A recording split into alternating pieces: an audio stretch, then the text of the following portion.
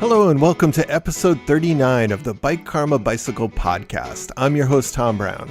This show is about bringing together people with stories about bicycles. So all genres, vintages, and styles of bicycles from all over the world. In this episode, we talk about my favorite cycling socks from DeFeet, but there's a whole lot more than socks going on in that story. We then talk to Richard Fries about the Best Buddies cycling program from Best Buddies International. And then, a surprise, when a story about Bert the dog going cycling with his owner Greg turned into another story about finding a body in the woods. You have a lot of cycling podcasts to choose from, and I appreciate everybody listening in all 50 states and over 50 countries. I really appreciate you coming along for the ride with me. Let's roll out. The only trouble lies in sticking around. Not trying to fight it, but I think I'll let you down. You and I are locked in tragedy bound.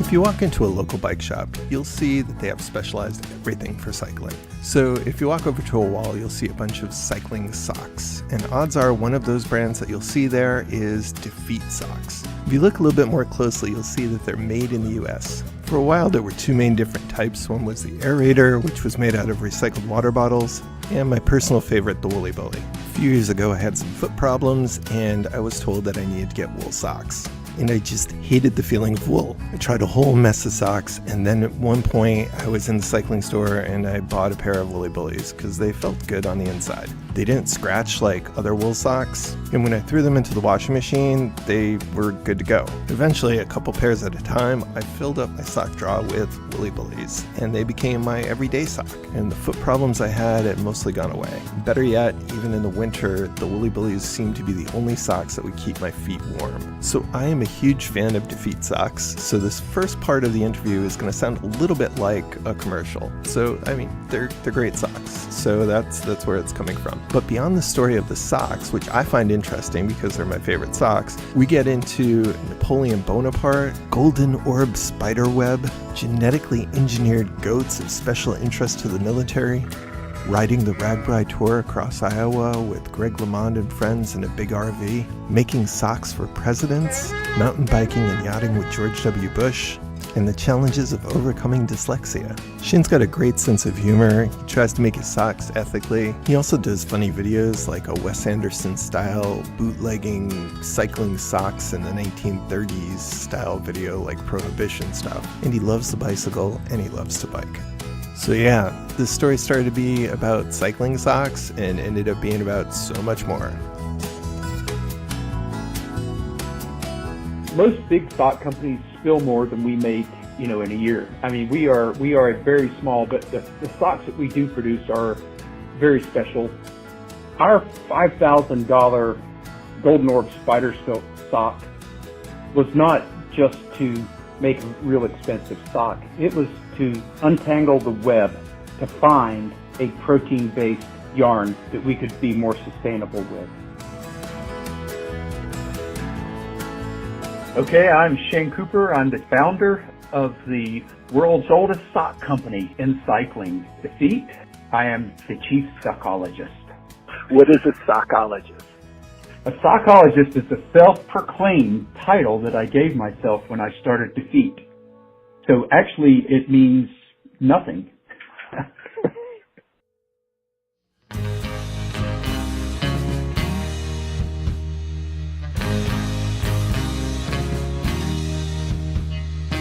I call myself a chief sockologist. I do know a lot about socks. My father emigrated to the U.S.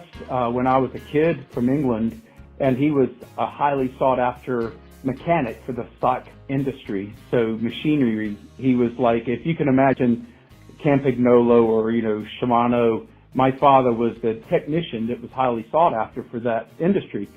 He became the distributor for this sock machine called Bentley. So I grew up in a sock machine, so I understand how a sock is made, and I understand all the ins and outs of making socks. And I was also a bike racer and started making socks for our team. That's kind of how DeFeet started. But we did make the sock better. We did make the sock different.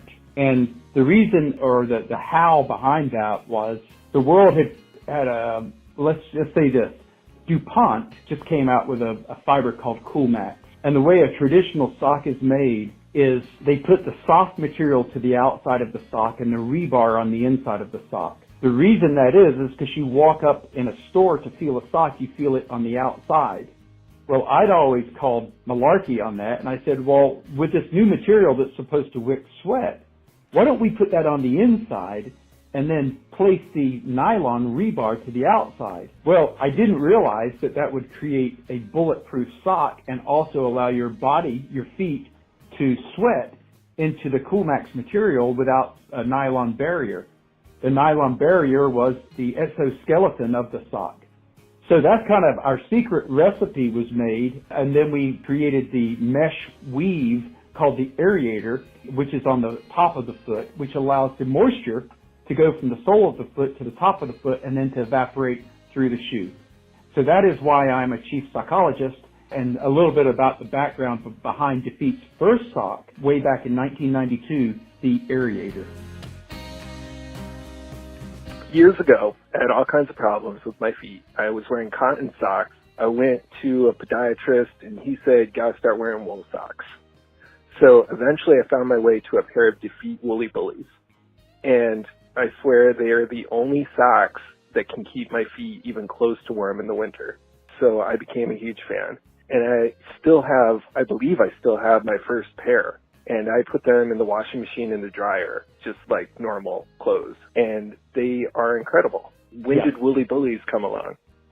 The Woolly Bully is probably the world's best kept secret. The Woolly Bully is a full carried foot bottom, and we also carry that mesh into the instep as well in that sock to allow your foot to breathe. But the great thing about that product is we always made it with the best wool in the world. And the best wool in the world has kind of changed on where the best wool comes from. We were getting our wool from New Zealand, which is non-muselinged wool. And museling is when they harm the sheep to get rid of blowflies. They hurt the sheep. They cut a big patch of skin away from the sheep. It's gross. But anyway, so we make sure that our sheep are ethically treated. But at the same time, we wanted to get our wool from America. So we found a way to bring the wool industry back to North America. So our yarn is probably the most important part of the sock that we focus on first. And so we used merino wool from Colorado, North Dakota, and Montana. And that wool is harvested and sent down to South Carolina to be superwashed. And then it is dyed in Canada and then shipped to DeFeet. Instead of the old model where it was New Zealand to England to China to DeFeet. So starting with the ingredient was the most important part of the wool sock, but then the construction of the Woolly Bully is we created a durable wool sock, and like you have found, it's comfortable in most any climate. And it's the way wool works is it's kind of hydrophobic and hydrophilic at the same time, and that's probably the most beautiful thing about a wool product. And it also is antimicrobial. So I'm glad that you found that the Woolyator and the Woolly Bully worked well for you, and those are wonderful products. Yeah, I mean, I got my mother-in-law, who is also a cyclist. She brought a family tradition of giving socks at Christmas, and that was a big thing for my wife growing up. And the year that I finally convinced her to exclusively give DeFeet socks, everybody was happier, because sometimes you get just random socks, and now we get a nice new set of Woolly Bullies. And actually this year I even leveled it up, and I suggested that she go for some of the color options that you have, which even come in extra large, which I do appreciate for my size 14 feet. Oh yeah, 14. That's a big foot. With the wool, the Woolly Bully, and your family enjoying them, that's the cool thing about the Woolly Bully is you don't have to be a cyclist to wear the Woolly Bully and get it. It's comfortable to anybody. And the micron that we use in the wool count is probably the most important part of that sock. That's kind of a secret. In the old days, when you think about wool, it's itchy, and that's because the scales on the wool fiber cause you to itch. And so the lower the micron is, there's a fine balance of getting too low, but we found the perfect sweet spot for that micron. And that's the beautiful hand, if you will, when you feel that sock. So what does that mean? What does the micron do? What is micron? Is that a measurement of how you're... Yes. Is that the measurement, like a micrometer? Yeah, wool is sold in microns when it comes down to the diameter of the fiber itself. And so there's, 21 micron, 18 micron, it's in that range of comfort. Wow. You said micron, and I love that word, but even more than that, when you start talking about denier, a denier is the size of basically a silkworm. A silkworm starts, if you can imagine a piece of silk as one denier.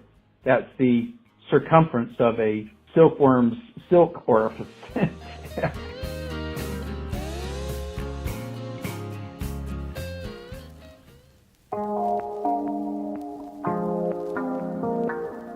So what is this I'm reading about a $5,000 pair of socks? Well, that's an interesting story. Last year we presented a Golden Orb Spider Silk sock to our team at the Tour de France. Our team that we sponsored for 25 years is Team Quickstep. And this Golden Orb Spider Silk sock has got an incredible story. But I do want to say that the day that we presented that at the Tour de France, it was the eve of the Tour de France. And the next day, our team, Quickstep, won the stage and wore the yellow jersey, and they had the trophy of the $5,000 Golden Orb Spider Silk sock in their van, in their truck. But the backstory on that is, it's not just smoke and mirrors. This is real. So about 15 years ago, there was a North Carolina company that was awarded a grant to try and domesticate and harvest spider silk. And the reason that everybody wants spider silk is because it's 15 times stronger than steel, and it's super light, and it's environmentally friendly. And if we can create a yarn that is like spider silk, then we're going to have the most incredible yarn in the world. Unfortunately, spiders are carnivorous, and so they're cannibals. They ate each other until this guy, he lost all his spider farm to them eating themselves. So next story, and you can look this up on PBS, there's a guy that took the genome of a spider and injected into a goat. The U.S. military is hot on the trail on this material for many reasons. So anyway, they took this spider-injected goat, and the milk that the goat produced for every gallon, it produced about, 2 ounces of silk. And so they would take that liquid silk and put it into some type of base acidic mixture, and it would turn into a strand of silk. So fast forward to about 3 years ago, there's a company in California that has learned to not genetically modify, but they've learned to synthesize a new spider silk. And so when I saw that happen, I tried to get on the list to do some testing for them, but, they were not interested in bringing anybody new on. And so what we did is we went back to the original story, which was the Golden Orb Spider sock, and that came from the Golden Orb Spider robe that's on display in the Smithsonian. And so we saw this in the Smithsonian, that these two explorers went down to Madagascar and they harvested enough spider silk to make a robe. And I'm telling you, it's gold. It's brilliantly yellow gold. And they've knitted it into a garment that's on display at the Smithsonian. And you can see all these things if you look them up on the interwebs, pun intended. So what we did is we decided to go after this yarn, and we found a supplier in Paris, and they had for sale Golden Orb Spider Silk. And we brought the spider silk in, and we started playing with it, trying to make a sock, and we were successful after about 3 or 4 tries. And that is all documented on the DeFeet website. You can look that up on the interwebs again, and you'll find the story, and you'll see the manufacturing of this sock. Now, what we didn't know is when we started to add up the price of the yarn. So if you can imagine a Golden Orb spider, they're about as big as your hand, and these farmers in Madagascar are taking the spider and they put it in a little device that holds it down, and they start to harvest the silk, and then they let the spider go, and the spider goes and eats more, and a week later they collect it back and they do some more, and they're getting about, I forgot what it was, 30 meters or so of yarn per spider. But the dollar value is $64,000 a pound. And that is just off the chart. She's just a regular, a wool, for example, would be $21 a pound. This is $64,000 a pound. So the sock that we created, and we put it on a glass foot form, and we gave it to Team Quickstep, you could see that the spider ate something for breakfast, the day before, because the gold changed a little bit. As the sock was being made, you could see different hues of gold in the sock. Wow. I also read that Napoleon Bonaparte and Josephine had a sheet that was made out of the same material in a different way. That's right. In fact, those are two different stories. She had a pair of gloves that Napoleon had made for her, and they also had some bed linens that were at the World's Fair in 1900 in France. And those were the ones that were never found again. The sheets were never found again. They're not sure what happened to them. I wonder if those guys that were in Madagascar had something to do with that and took the sheets and made that robe.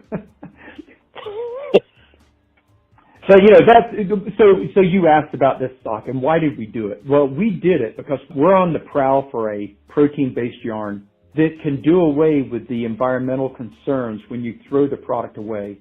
And as we know, the landfills are filling up. Now, DeFeet, we make all of our wool from sustainable farms. All of our socks are made out of recycled water bottles. Okay, there's 100 million water bottles being thrown away every day in North America. And we're trying to do our part to turn one water bottle into a pair of socks. And that's all done here in North Carolina with a great company called Unify, which owns a brand called Reprieve. But once we make that into a sock and you throw it away in a landfill in 20 years from now, it's going to take a long time for it to biodegrade.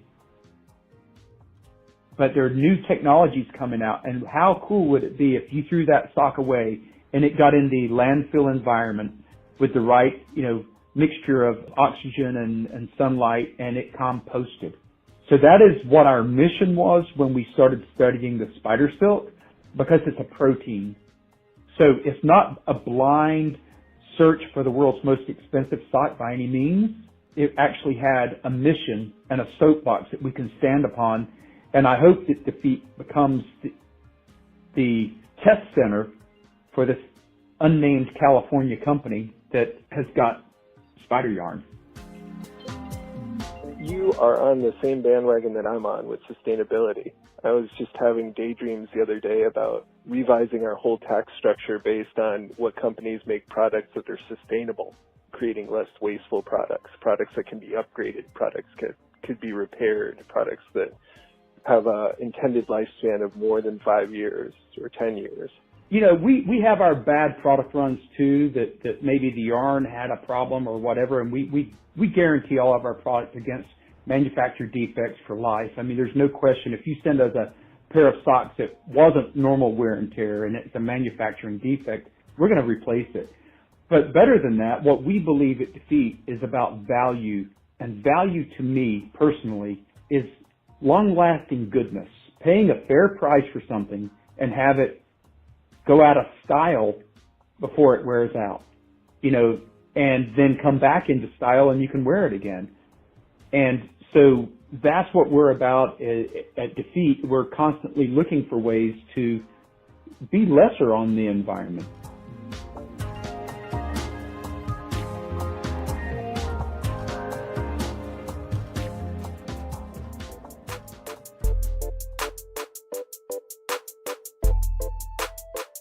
So the most fun, crazy adventure I've ever had on a bike would have been Ragbri. We did Ragbri as a team DeFeet probably back in the early 2000s. And I want to say it was probably 2004. And I got Greg LeMond and several of his old teammates together, and we did Ragbri from river to river. It started in Des Moines and ended in just beyond Davenport. And so we rented a motorhome, and so we were driving this motorhome with 8 guys in it, and we've got our bikes being pulled behind us, and we're we're having a great time. And if you've ever done RAGBRAI, you ride 60, 70, 80 miles a day, and you stop and you have corn and pork on a stick. I mean, that's your dinner in every single town across the way. And it's an incredible adventure. It's hot. So anyway, we had one guy that knew how to run a motorhome, and I knew nothing about motorhomes, but I learned that there's two different kinds of water in a motorhome. There's a certain way you get rid of the dirtiest water in a motorhome. So we pulled up to this campsite with the motorhome, and my job was to connect the water hose, we'll call it, the sewer pipe, to the sewer. And then my partner, Paul Willerton's job was to connect it to our motorhome, and then he was to flip the switch. And the method is you flip the dirtiest water first, if you can imagine, and then you stop it, and then you change tanks, and you flush the cleaner water. So I've got my end down, and my business partner has his end down, and he pulls the lever, and the C-cup, the coupling came off. And so the dirty water went all over his feet, and it was just absolutely, it looked like nuclear waste. It was just absolutely horrific. And at the time, he was wearing Keen sandals, which have no socks, of course. And so Paul was standing there in this nuclear waste, and it was, I mean, I was mortified. I ran. And you know, he just said, he just gathered himself up. He said, I got to finish this job. He said, go get me 2 trash bags. So I've got pictures of him with 2 trash bags on his hand. And he had to pick that thing up, that pipe, and put it on the clean water and flush the clean water through. I mean, that was terrible. I mean, that's probably not a good story. It was horrific. But, yeah, we had to take him to a car wash and wash him off. It was terrible. We got this high-powered hose on him.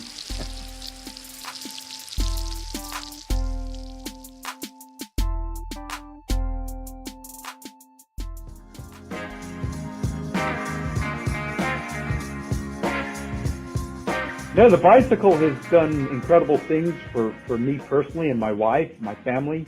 We were guests at the White House because of the bicycle. We got to ride with one of the former presidents, who was an incredible bike rider, by the way. He didn't get my vote one year. He got it the other year. But anyway. Which president was it? That was G.W. Bush.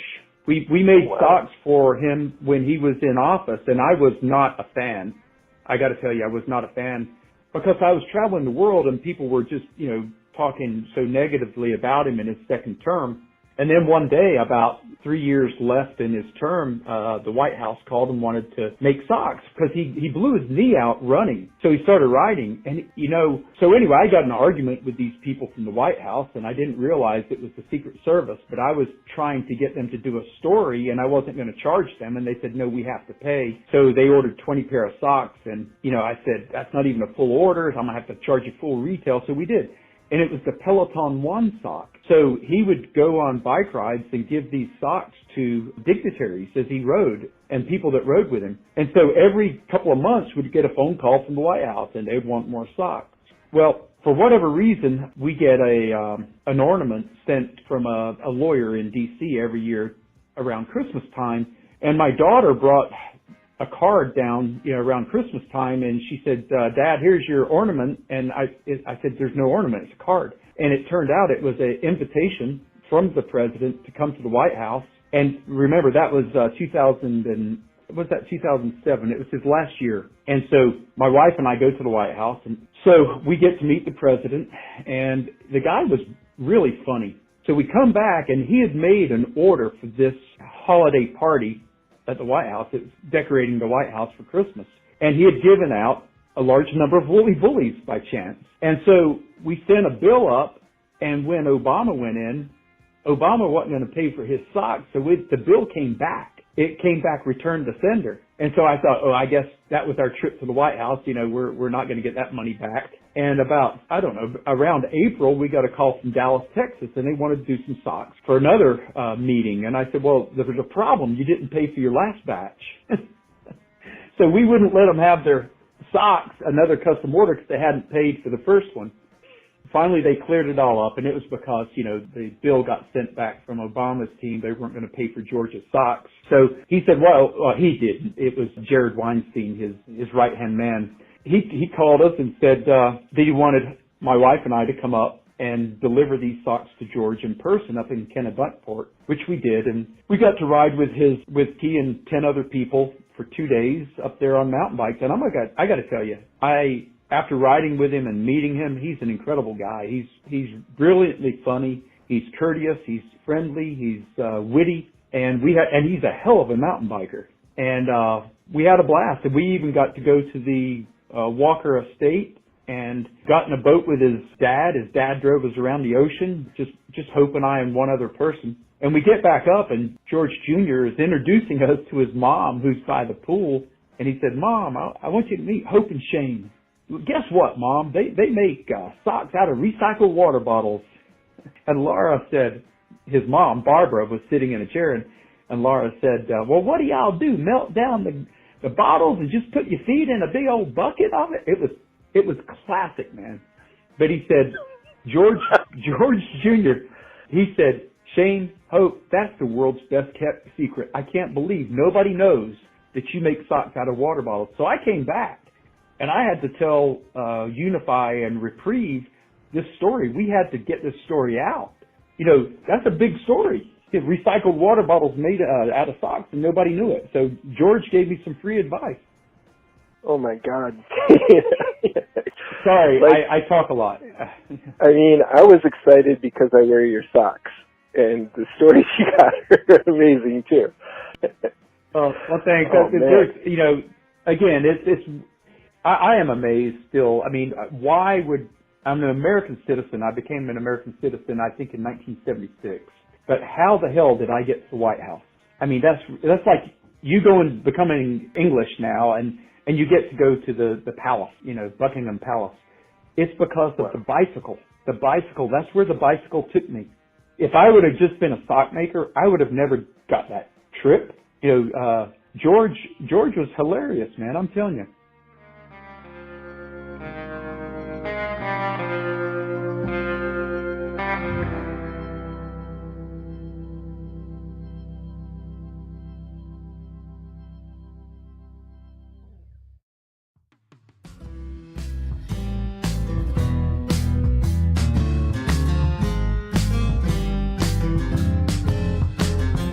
My wife and I started the company, and we still ride bikes, and we still ride bikes 4 times a week, and we are constantly testing the product. We have so many cyclists at DeFeet that it's uncanny, but we're all testing the product. These guys have got so much history in cycling and knowledge, and we are, at the end of the day, we are a technical company, and we are really serious about what we make, and that's why it does last so long, and that's why it does work so good. I built my own steel frame and rode it for 11 years. I broke my back in a bike accident, and I knew a guy at Reynolds Tubing, Tim Halloran, that owned Reynolds Tubing in the USA. I'd always dreamed of making my own bike, and so he sent me a tube set, and I built it up, and I sent it out to Landshark, John Slaughter, and my first bike I ever built, he gave me an 85 as a grade, and nice. I rode it for like nine or 10 years, and I broke it because I put a pannier on it and put a computer on the pannier and got in a bike race with somebody on gravel. The pannier broke loose, and when it did, it dug it. I said, "This is how I broke my bike," it's putting a pannier on. But the tubing that I used was 731 OS, which is not really available anymore. What is because it broke the non-drive side chainstay. But the reason I told you that story is because your students need to know that I failed geometry, but I made my own bike frame. And that, to me, I was so proud of that.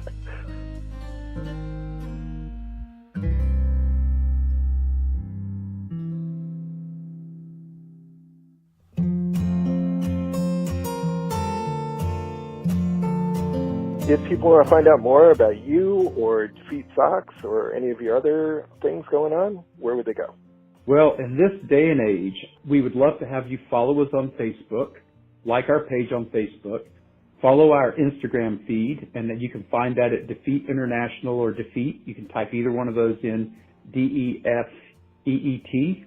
Go to the website, of course, and that's where you'll find us. And if you want to follow me personally, as I do some creative things offside, we've got the Barnstormer, which is our gravel adventure club. And we have my personal feed is Coop DeFeet, COOPDEFEET. And if you put in Coop DeFeet in any of those social media things, you'll find my personal collection. Thank you very much for your time and for sharing your stories. My pleasure, and I will get with Mr. Greg and see if I can get anything down to you, Tom. And good luck with Bike Karma, and looking forward to hearing this. Thank you so much.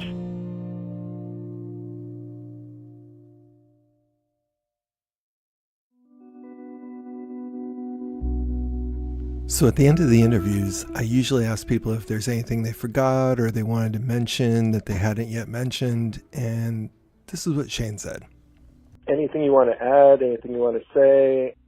You know, I think the only thing that I'd like to add is I'm dyslexic and I have ADD.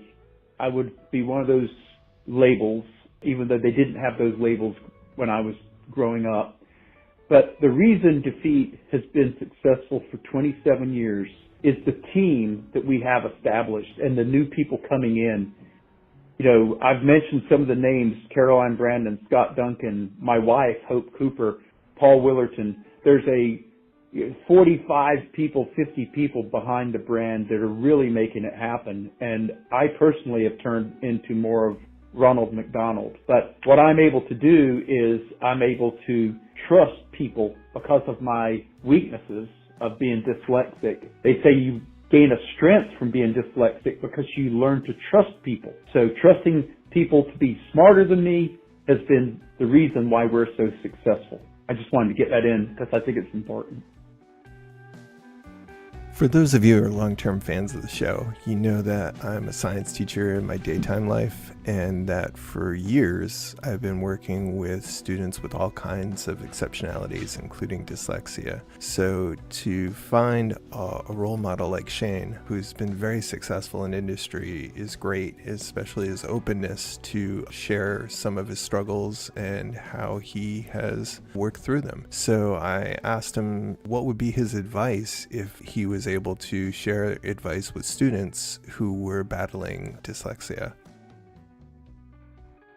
Well, I was 26 when I read my first book all the way through, and it was Edgar Allan Poe's Complete Works, and I believe it was from 1940.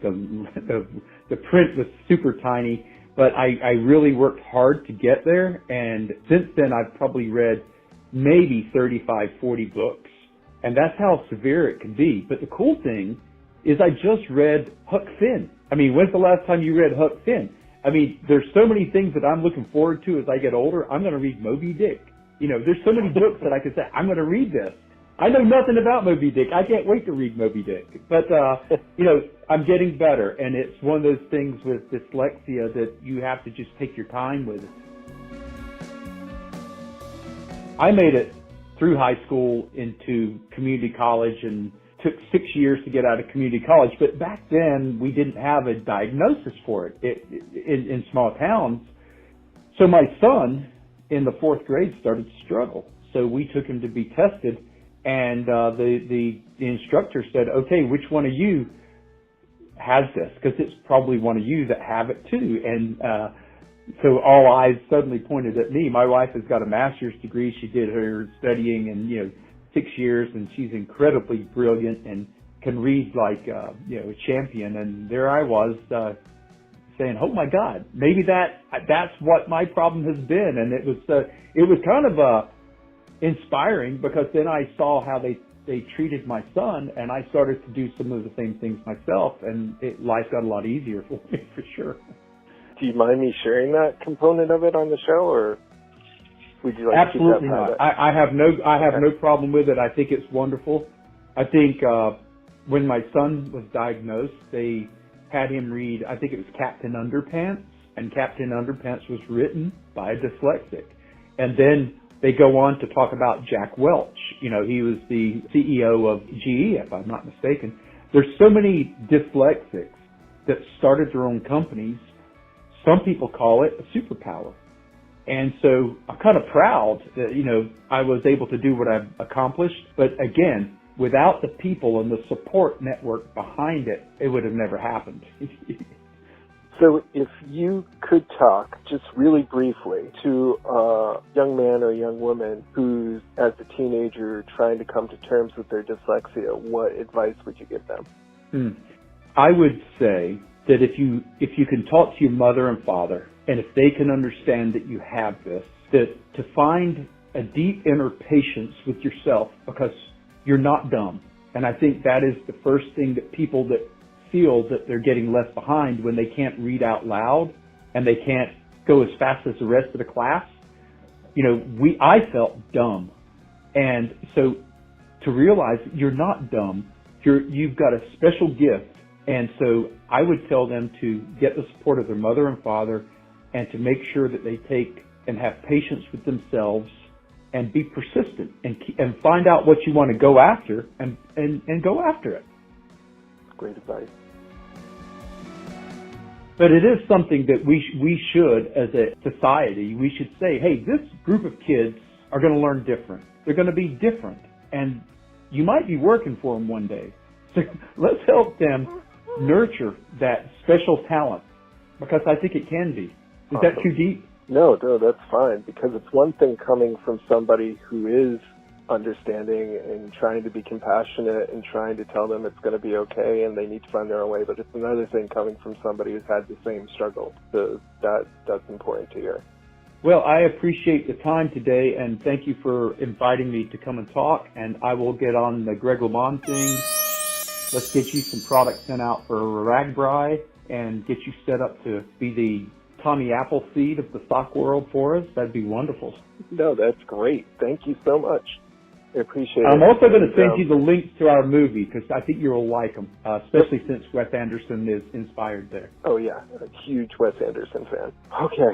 Well, thank you very much. All right. Back to reality. Thank you very much, and I'll talk to you later. All right.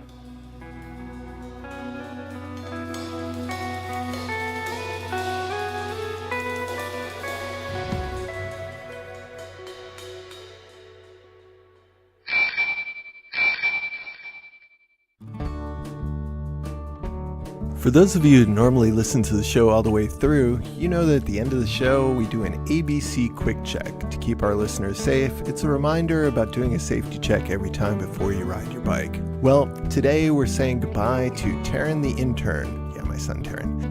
Tarran's going on to bigger and better things, high school. And he has graciously cast aside and opened up the floor for you to take on the ABC Quick Check. It's nothing about him being a teenager and me being his dad. It's about wanting more people to be able to share the safety message. So thank you, Tarran. Best of luck going on to your future pursuits. All the dads out there of teenage sons will understand. And so here's the opportunity that's presented to you.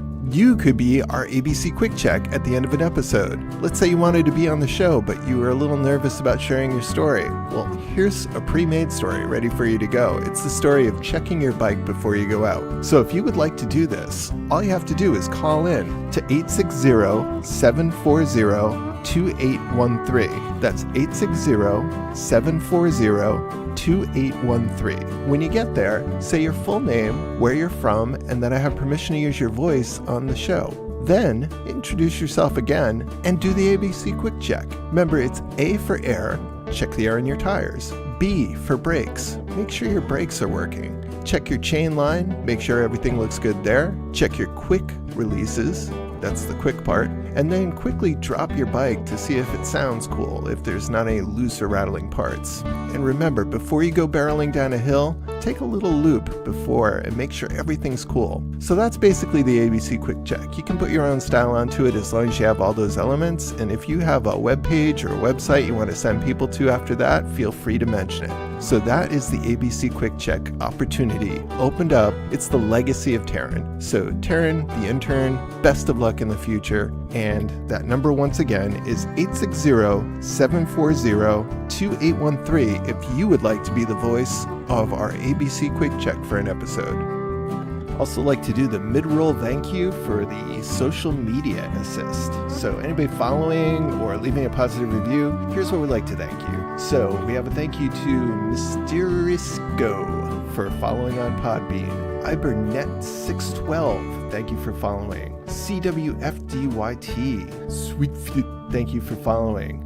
WetVivBW and Tristan Niwi, thank you for following. If I missed you, still appreciate it. And just DM me and I'll mention your name on the show.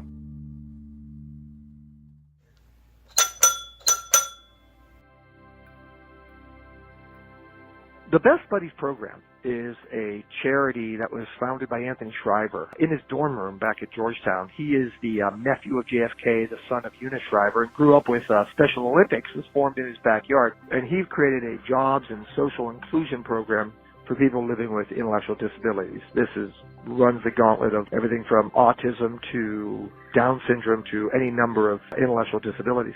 20 years ago, this is our 20th anniversary, we formed the Best Buddies Challenge Hyannisport, which runs from Boston, right near the JFK Museum, and it would run to the Kennedy compound. You know, the famous football games, the touch football games on Cape Cod. And it's been a labor of love, but it's also the number one fundraising outlet for this. As a result of that, we've paired up with some great New England institutions, CCB Racing, and also Fred Thomas, and what that great thing he's doing. Hey, I'm Richard Fries, and I'm probably the oldest professional cyclist you'll get to know, but I'm not really a pro bike racer. I'm more like a golf pro, and I have one of the coolest jobs in the world, and I'm lucky, and I've worked really hard at it, and I'm just an evangelist for bikes. Right now I live in Lexington, Mass., right on the busiest bike path in America, the Minuteman Bikeway, and grew up in Pennsylvania, but I went to college in Florida. I raced bikes all over, slept on couches all over North America, and then went and got my teeth kicked in Europe. Best Buddies is in thousands of high schools all around the world, middle schools, even colleges, and Best Buddies partners high-functioning young adults with people with intellectual disabilities. In short, we make sure that they've got somebody to make sure they go to the games, go to the prom, eat lunch, do all the things that people do in those young environments, and then we put them into job environments as well after that. The Best Buddies is a socialization and inclusion program. And to keep all this administrative cost covered, we do some great bike rides and raise some pretty good funds. Well, we do have a 20-mile ride, and we do have a whole fleet of tandems, and we do some tandem rides in the park afterwards where we'll partner members of the New England Patriots like Julian Edelman with kids that have never learned how to ride a bike. All the way up to our 100-mile ride, which is a pretty standard charity ride, but we've had some people with intellectual disabilities do the 100-mile ride. So it's much more about just a normal charity ride that raises funds down to the shorter rides where we do get a lot of these kids out on bikes. And we do a lot because transportation is a really important component to inclusion in modern society. So there's really two parts to it. One is raising money, and the second is it's actually a race where you include everybody. Yeah, we lowercase r on the race, but anytime you put 50 people out on the road, they get a little competitive. Yeah, we actually have a criterium course on site where we're teaching kids about bike riding. We put them with tandems. Some of the kids are on their own. It's really fascinating. We're doing more and more and more around independent living and also independent transportation. But for the most part, it's one big charity ride. And as you can guess, when the folks of the Kennedy Shriver family throw a party, it's one heck of a party. How did you start your involvement with it? Considerable time ago, I was running a regional magazine, a cycling magazine, and Best Buddies was one of my biggest advertisers. And then ultimately, they just kept talking to us, and they were like, well, what are you doing for a living? And so I started as a consultant. Next thing I know, I was full-time.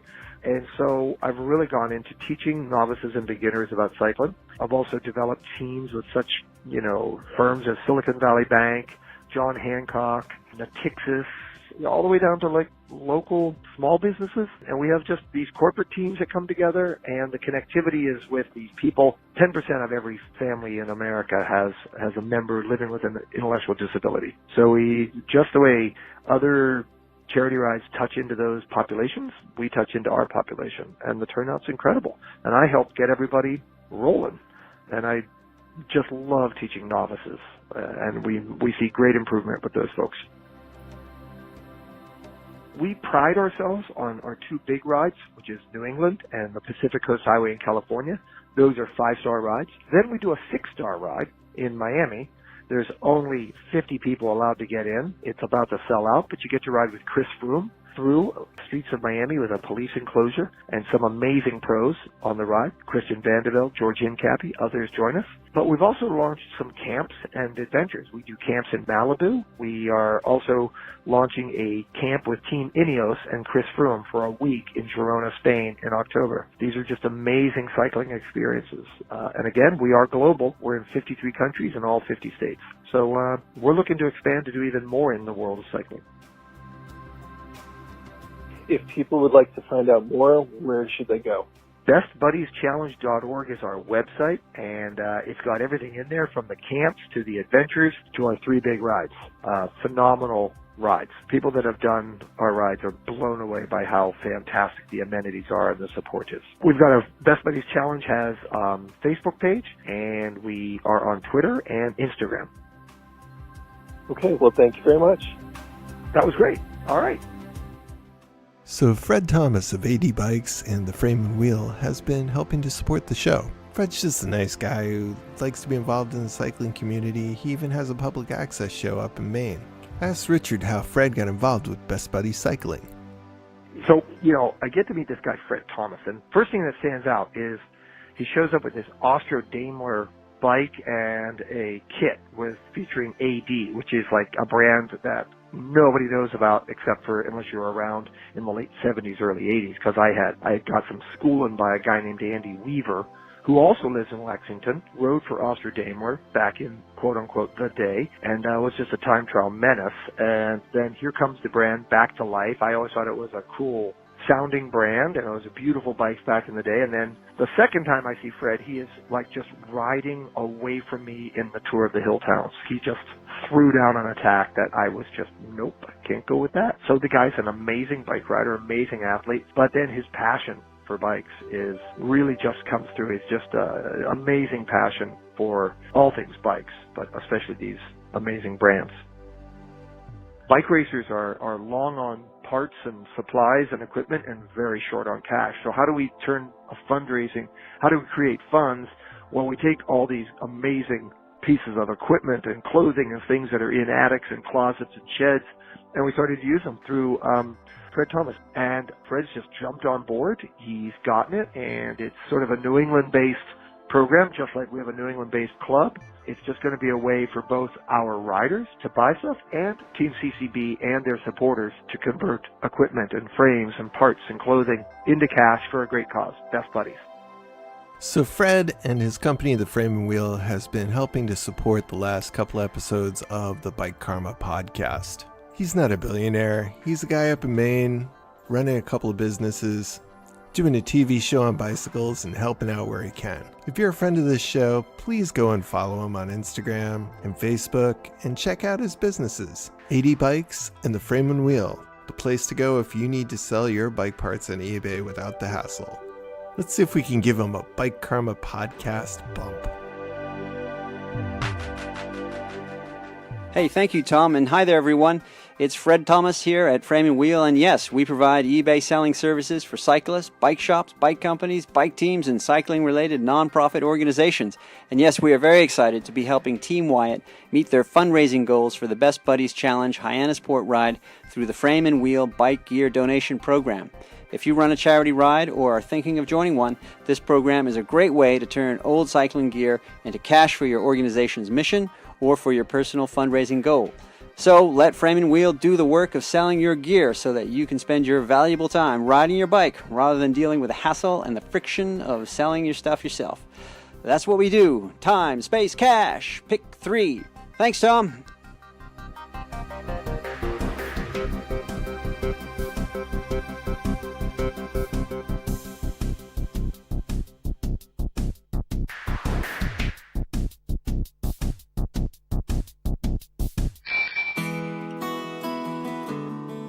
Springtime means more cycling outside, but it also means it's the time of the year for swap meets. If you've never been to a swap meet, treat yourself. Sure, at the bottom of it, it's like a flea market for bike parts and bikes and bicycle accessories, but on the top part, it's like a little fair. It's like an expo for bicycles. You could find a bicycle from your childhood. You could find a bicycle that is your dream bike. You could see a bike very similar to one of your cycling heroes rode. You can also walk through the history of bicycle advances and bicycle technology, looking at all the different types of brakes and materials and everything. And it's all there, and most of it is reasonably priced. If you like the show American Pickers and you liked my interview with Mike Wolf and you like bicycles, this is a chance to go live the dream. You want to go try and do a bundle?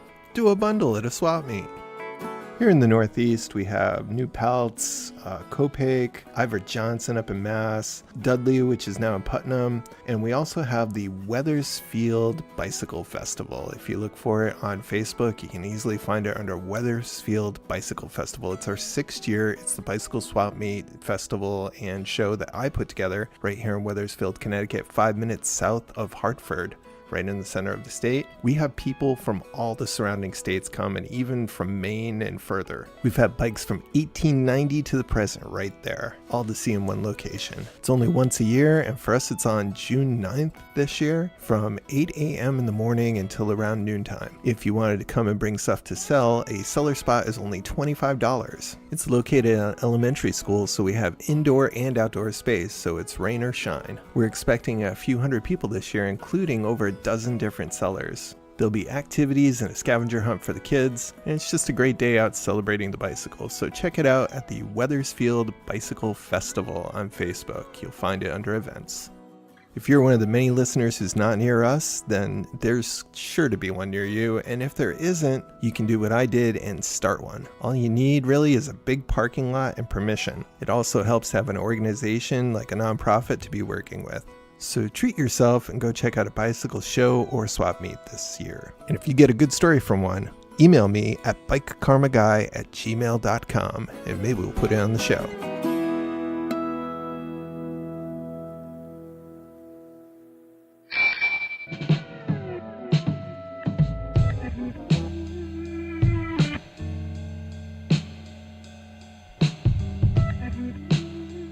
So the Bike Karma podcast strives to be a place where people from all over the world can get together and connect and relate to each other by sharing bicycle-related stories.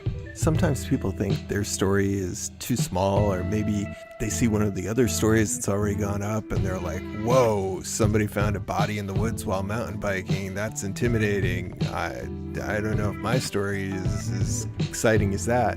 It's cool. You can run it by me. Heck, have a good story about seeing a rainbow on a ride? Drove by a cat that really freaked you out? Found a $50 bill? Any story that's interesting to you is probably going to be interesting to somebody else too. So at the very least, email me at bikekarmaguy@gmail.com. That's bikekarmaguy@gmail.com. So earlier this year, I was on a ride in Arizona, going around the Loop Trail, and meet up with this guy, Greg, who's riding a tandem with a dog in a backpack. It was pretty cute, and I asked him if he'd share a story about it on the show, and he says sure. But before we get to talking about the dog, he tells me about his very first mountain bike ride. He went on a group ride, and they found a body. I mean, what are the odds? I stopped to ask a guy about his cute dog that he's riding with and find another story about a body. Wow. So be careful out there, folks. And here's his story. Both of them. Oh yeah, apologies in advance for the wind. I wasn't ready for the wind in Arizona, so I tried to clean it up the best I can, but there's only 3 minutes. My name's Greg. I'm from Tucson since 1982. I moved to Tucson in 82, and I started hearing about mountain bikes pretty quickly. One of the bike shops said there was a group ride leading from Rosemont and Broadway, and they could even rent you a bike. And it was Glenn Berry, and he had a bike shop on 4th Avenue. So I showed up one day to ride with him. We got in cars and trucks and took bikes for some god-awful reason, all the way way northwest. Oh gosh, I can't think of it, but it'll come to me. It's the street that everybody goes down on El Tour. It's the downhill that goes to I-10 where everybody crashes. But anyway, so there was desert up there. It was like 83 and not that many housing developments. And we had ridden, it was not really that great of a place for mountain biking. It was just kind of desert and just random like 4x4 tracks and mud and stuff. But we'd only ridden about 20 minutes and we see ahead of us a dead and bloated body. Oh no. That was the first mountain bike ride that I'd ever been on. And I've ridden thousands of hours since and never seen another body, thank goodness. That was my first ride. Wow, that was your first mountain bike ride? Yeah, first ever. How long did you wait till your second mountain bike ride after that? Oh, probably a week. It wasn't long. I was hooked. Wow. Well, it's horrible, but it's interesting. Yeah.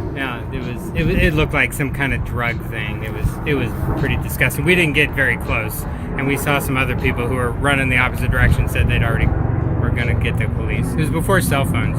You took your life into your hands back then, to ride a mountain bike. That was the other story I had. That was pre-cell phone too. Yeah. So let's go on a positive bent a little bit. You got a dog in your backpack. Yeah. He just hates being left home. And my wife has her little dog, and she always takes her everywhere. And we finally decided Bert could come too. He doesn't like to get up and walk around. He's a scared chihuahua, but he sure loves the backpack. So this is Bert? This is Bert, yeah. Wow. Bert is cute. Yeah. So what's it like biking with a dog? Because one of my stories was biking with a cat. So now you can honestly, counterpoint it. I kind of forget he's there until somebody says, "Look how cute he is," until we pass somebody. He doesn't weigh much, and I just kind of forget he's there. You couldn't do a real mountain bike ride, but on our tandem rides, we ride in gravel, but don't get too wild because my wife will scream and yell and jump off if we do. Well, you gave me two little short stories. One on the positive, one on the scary. Yeah. Thanks. All right. Well, thank you. I'll check you out. Thanks. All right.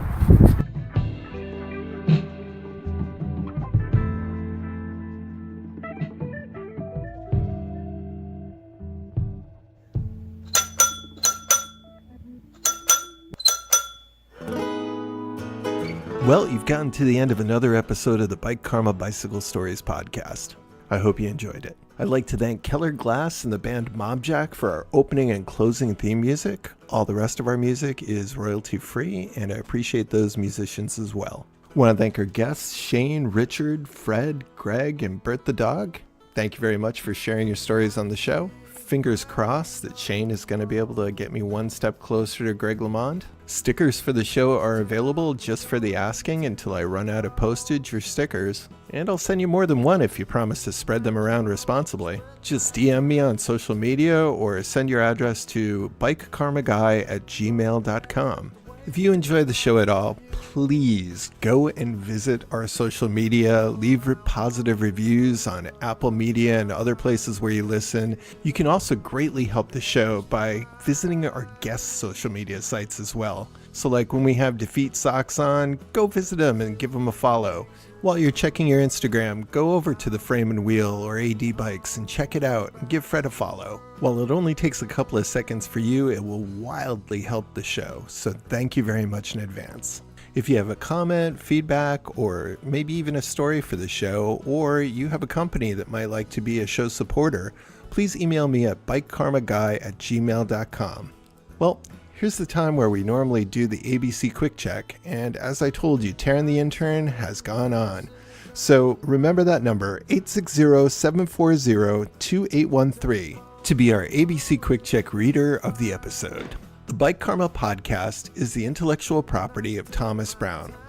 All rights, including copyright, trademarks, and everything else, are reserved and asserted. Thank you to all the people listening and to all the people waiting in the queue for their stories to get put out.